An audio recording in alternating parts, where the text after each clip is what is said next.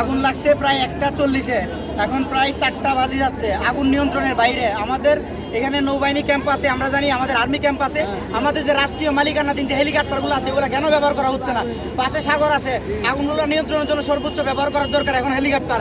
আর ফায়ারের যে ব্রিগেডগুলো কাজ করতেছে ওনারা ওনাদের ফায়ার হাউস দিয়ে আগুন নিয়ন্ত্রণের জন্য চেষ্টা করতেছে।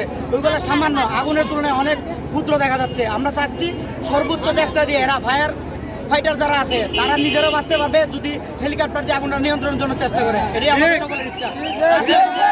চাকরি করি ইউপি এভারেস্ট। এই আমরা লাঞ্চের পরে এসে যেভাবে দেখছিলাম আগুন জ্বলতেছে, এখন সেমভাবে জ্বলতেছে, কোনো কমার দিকে কোনো কিছুই নাই। এবং ওদের মানে কাজের প্রতি যে অনীহা আছে এটা এর মাধ্যমে প্রমাণ হয়। এবং 3 তলার উপরে পানি উঠেই না, আগুন জ্বলতেছে 7 তলাতে, 3 তলার উপর কোনো ধরনের পানি উঠতেছে না। এবং পানি দিয়ে ওই পাশে ফ্যাক্টরিতে পানি নিয়ে ওরা কি ক্যাপচার করতে পারতেছে না। এবং আগুন নিবার দিকে কোনো ধরনের আমরা কোনো কিছু দেখতেছি না।